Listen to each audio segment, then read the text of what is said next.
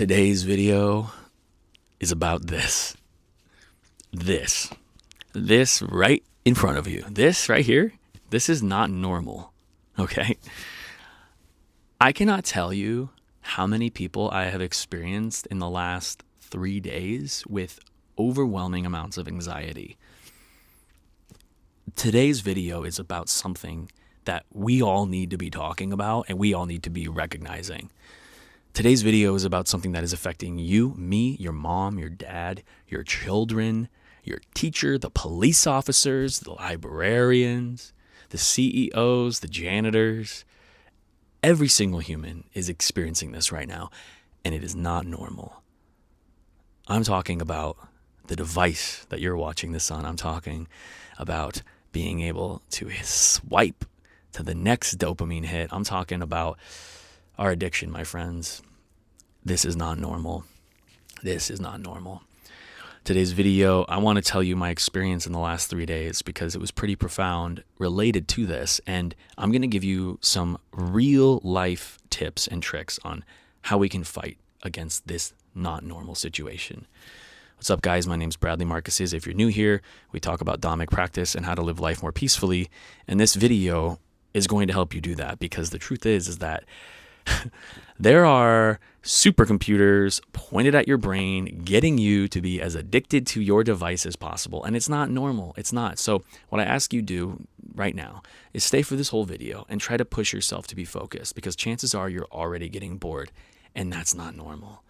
In this video, I'm going to make sure that I move quickly. Don't worry. I'm not going to talk too much, but I am going to take my time. And so just sit with me and let's talk about how messed up the world is right now with these devices. So the first things first, I'm an advocate. I'm an advocate for less social media and I'm an advocate for healthy technology. There's a movie called The Social Dilemma that put me onto this experience. If you haven't seen it on Netflix, please go check it out. I think it's on YouTube as well. It's totally free. Everybody and their mother needs to watch it. And basically what it says is that these tech giants have found a way to hack into our brains, so to speak, and have some of the most profound PhD, smartest technological engineers to build applications that trigger dopamine production in our brain and get us literally addicted to our phones. The scariest part, though, is that nobody is safe, and I know that you are seeing this as well in your daily life, whether it be your sister, your brother, your mom, your dad, your uncle. Like my dad's 70 and I see it. My mom is 60 something and I see it in her. We are addicted to our phones. The reason this is such a major problem is it's changing the way that we interact with our own lives and each other.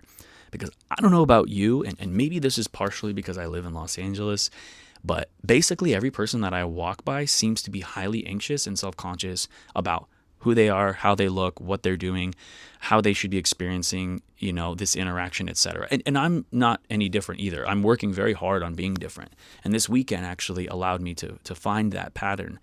But why? Why are we so worried about what other people think of us? Well, the truth is it's because social media literally quantifies how accepted we are by our groups. What I mean is every time we get a like, that shows that people like us. Every time we get a comment, that means people want to talk to us. And that's actually all embedded into our brainstem because back in the caveman days, if you were part of a tribe, that meant you had a better chance of survival. So this thing goes deep, dude, deep into the brain, deep into the psyche, and it's not normal. The other problem with all of this is how this affects young children. Again, I was at a music festival this past weekend and I saw some really interesting things that freaked me out. And I guess I'll just jump into that. So first things first, I went to a music festival this past weekend. It was really fun and explorative and I didn't touch my phone the entire time. I felt very different when I got back compared to when I left because what I experienced there was no technology, no overstimulation. I felt at peace. I felt like I interacted with so many people on deep levels. I had exploratory experiences that were not based on technology and were not based on this addiction. But at that festival, I strictly remember this one kid because it was a music festival with families and stuff. It was really good and wholesome. Who was at the top of this really beautiful viewpoint, and we're all looking at the view, and he was too, but he was also holding his phone out. And it was almost like he was recording it because he felt like he had to record it. Not that he wanted to look at it later, but it was almost like a nervous tick, like a reaction. Oh, here I am at a view, and I should record this. And you want to hear something funny? Kids are not the only ones that do this. I do this. Your parents do this. You do this. How many times you walk up to a beautiful sunset and you're like, oh my God, I need my phone out before you even look at it?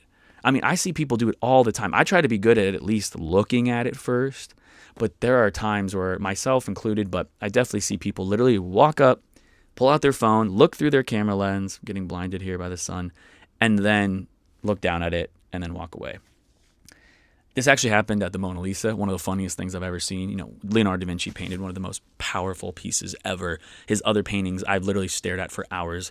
I go into the Mona Lisa, I'm waiting in this long line, and I just watch person after person literally walk up, don't even look at it, take a selfie, click, and then look down and walk away. They didn't even experience the Mona Lisa. You can Google the Mona Lisa. You can have a photo of it on your phone at any time. Why would you need one? Oh, because it's to say I was there. Fine, but still, at least to look at it. Anyway, I digress. Back to the festival. So basically, what I found was that many people at this music festival were very highly anxious. And every person I interacted with would say something to me at first with pureness and with heart, but then quickly afterwards start to judge themselves, and quickly afterwards start to second guess what they said. And I know that you know what I'm experiencing. I know that you've seen it, and I know that you probably experienced it yourself. And I got to say, that is not normal. That is not normal. Even if you have confidence issues, the level that we're experiencing this on is not normal. It's scary, guys. It's actually really scary, and it's really messed up. Because let me tell you something else. These tech giants, they're the ones benefiting from all of this. They're the ones making all of the money. They're the ones who are literally stealing your attention and getting billions in return. The tech giants have found a way to infiltrate the entire world, gather their attention, and make money off of it. And that's why these people have earned more money than ever in human history in the quickest amount of time. Before you start judging me for making content, I want you to know that that's why I make long-form content now. I do have my TikTok, but I'm trying to steer away from that simply for this purpose, for my own self and my own brain and my own mental health and for others. Anyway, so back to the anxiety. So I just find this to be so interesting, so scary. And so when I got back from the music festival, I recognized that things had changed for me. And what I want to do with you right now is I want to give you what I learned. I want to give you these facts right now, and I want you to apply them into your daily life. I'm not going to, someone could charge for this because it's like, this is a real problem and there's a real market for this to help people with this problem. But I don't think it's right. I don't think that's the goal here. The goal here is to help you. So the first things first, say it out loud with me. This is not normal. If you have your phone, I want you to hold it in your hand. If you're holding it in your hand, look at your phone for a second. Say it with me. This is not normal. We have to first recognize that it's not normal. We have to say it out loud a few times to really just hone it in.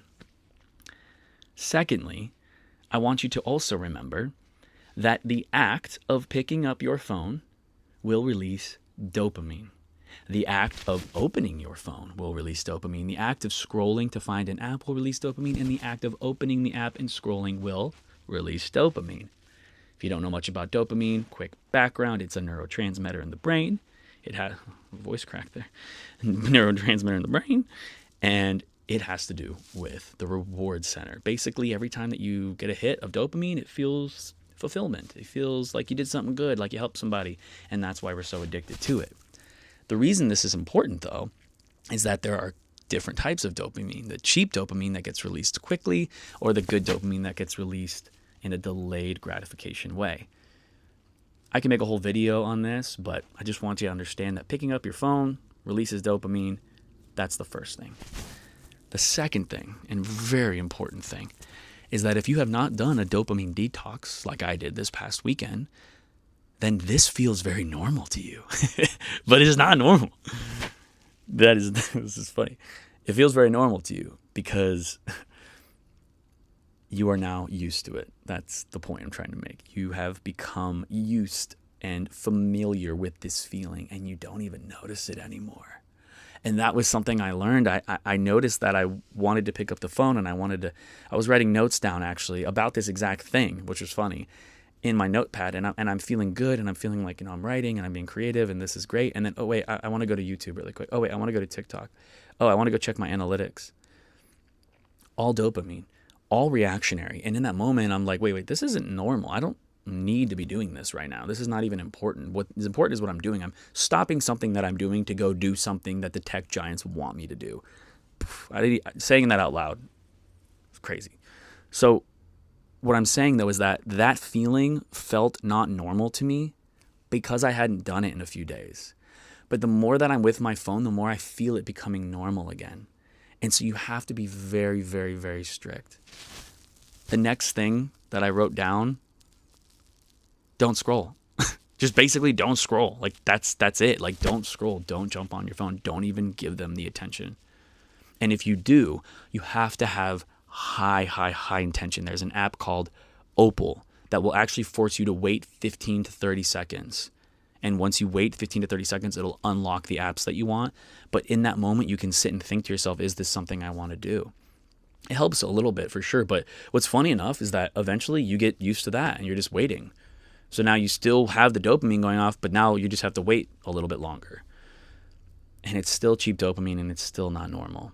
So really in the end, you just can't scroll in general. And then the final thing I will say that you should be practicing is you should be practicing taking your time with everything, moving slower. Once I start to move slower in my life, I start to see this mindfulness really take hold, and I'm able to really put it more into practice. And this includes moving slower, just doing things, cooking food, whatever. But then also when I reach for my phone, I'm now moving slower and I can really think about, I don't want to do that. Yeah, this is not normal. I'm going to be going on a further detox and deleting all the apps that I can. I have to have some because I do work on these apps. I do create content on them, and I do also do social media for other people. But this is not normal, guys. And last thing, think about how this is affecting the youth. Like, if we're all feeling anxious and stuff from social media, we can't interact with somebody without getting a little anxious. What about these poor kids, dude? What about these poor kids?